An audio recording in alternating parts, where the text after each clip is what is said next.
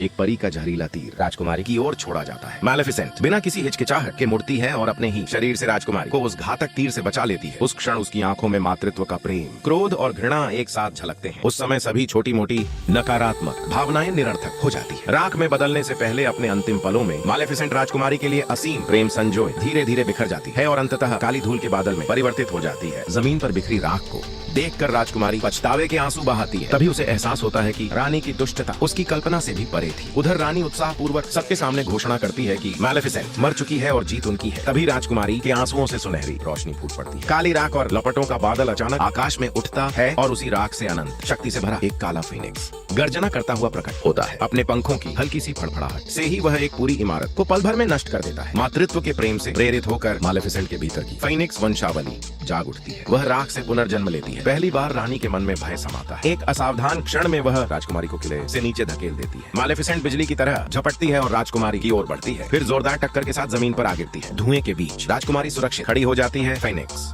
ने उसकी रक्षा की होती है। मैलेफिसेंट अपनी नन्ही राजकुमारी को जरा सी भी चोट नहीं लगने देती। राजकुमार को दौड़ते हुए देखकर राजकुमारी खुशी खुशी उसे गले लगा लेती है और उस माँ को अनदेखा कर देती है जिसने अभी अभी उसकी जान बचाई थी। और मैलेफिसेंट के लिए बस इतना ही काफी है। जब तक उसकी बेटी खुश है, उसने जो कुछ भी किया है वह सब सार्थक है। वह दुष्ट अभिशप्त चरखे की सुई को पूरी तरह नष्ट कर देती है। इसके बाद दुनिया में कोई अभिशाप नहीं रहता। चरखे के नष्ट होते ही राजा भी अपने कोमा से जाग उठता है। राजकुमार तुरंत घोषणा करता है कि मनुष्यों और परियों के बीच अब कोई युद्ध नहीं होगा, केवल शाश्वत शांति रहेगी। रानी को आगे और उपद्रव करने से रोकने के लिए मैलेफिसेंट उसे एक बकरी में बदल देती है। अंततः परियों द्वारा सिली हुई पोशाक में सजी राजकुमारी मैलेफिसेंट के सान्निध्य में और सभी शुभ चिंतकों की उपस्थिति में राजकुमार से विवाह करती है। इसके बाद राजकुमारी और राजकुमार सदा सुखी जीवन बिताते हैं।